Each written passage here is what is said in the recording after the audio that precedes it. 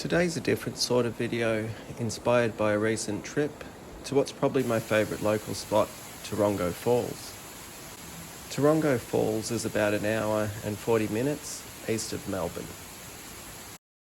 Nature is the ultimate artist, so I thought I'd share some things that stand out to me when I'm in such a beautiful spot. And then how we can take some of these elements used in nature and bring them into our backyards to create our own paradise.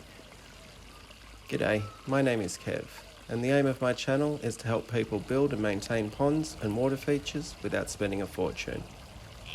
If that sounds like something that interests you, feel free to subscribe and check out my website ozponds.com. The first thing that stands out when I come to a place like this is the sheer volume of water moving through the system. In a backyard setting, we're limited by the output of our pumps.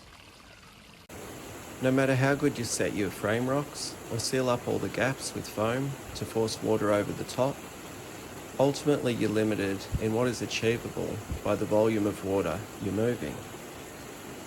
And of course, the more water you pump, the more it costs you in energy consumption.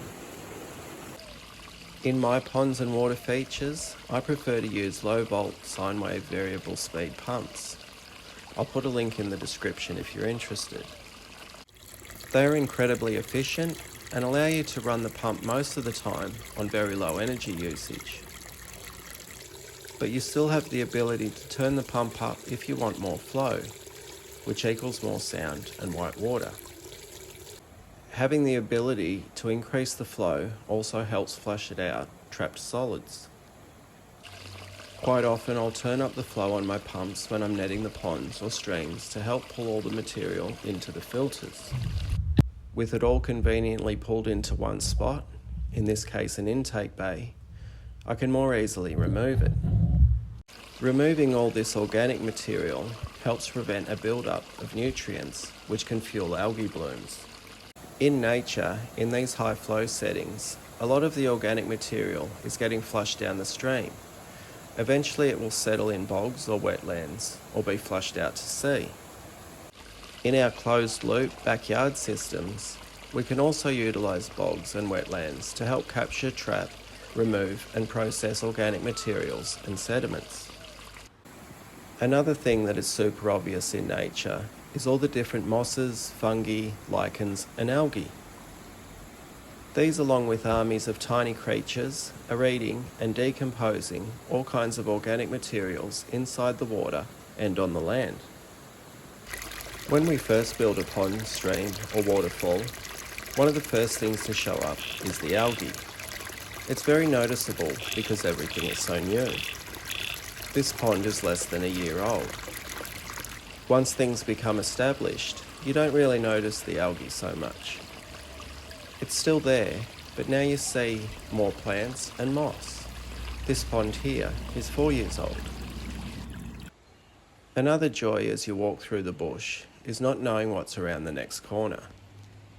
Even without the water, I love being in my local forests with the tall mountain ash and the giant tree ferns. And then you look up and see some water cascading down the hill in the distance, and you've got to get closer. Even in our backyards, we can imitate such things on a smaller scale. Having a little waterfall, partially hidden by plants, can draw you in and make you sit for a bit and go, how nice is this? Then we get to the main waterfall, Torrongo Falls. It's said that the negative ions released by waterfalls creates a sense of calm and reduces stress and depression. I'm no scientist, but it feels about right to me. While I don't have anything as spectacular as this, my small DIY ponds and waterfalls also bring me a sense of calm and happiness, all right here in my own backyard. And best of all, I don't need to share it with a bunch of people taking selfies. In nature, I also love the small waterfalls on the periphery of the main fall. This water falling over the log made me want to recreate that in my yard. We then made our way around to the other falls on this loop, called Amphitheatre Falls. Here I love all the big trees and the ferns forming the backdrop to the waterfall. Another thing that stands out is all the timber that's been pushed over the falls. It looks chaotic, but when coupled with all that water flow, the rocks and greenery, it just looks fantastic. I think sometimes when we create features in our backyards, we and ah too much about rock placement, wood, plants, etc. I watch the professional pond builders talk about the rock speaks to me, and maybe it does. But what I think is more important is having a decent amount of flow to work with. Nature has just tossed these rocks here, there and everywhere. No rock whispering, and it looks pretty spectacular to me. One of my favourite streams in my yard is just a slope with a few framing rocks and different sized pebble. And once all the moss and the plants grow, I imagine I'll love it even more. Here in nature, you can imagine this part of the stream if there was no moss on the boulders.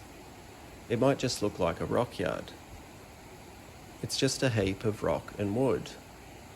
But add a decent amount of water flow, some moss and plants, and it's something special. I guess the point of my ranting is when creating streams or waterfalls, the single most important thing is flow. Then using different sized rocks to create framing points as well as twists and turns. If you do that, you can't really go wrong. If you are interested, I do have a PDF on my website that has the formulas that I use when building my ponds and water features.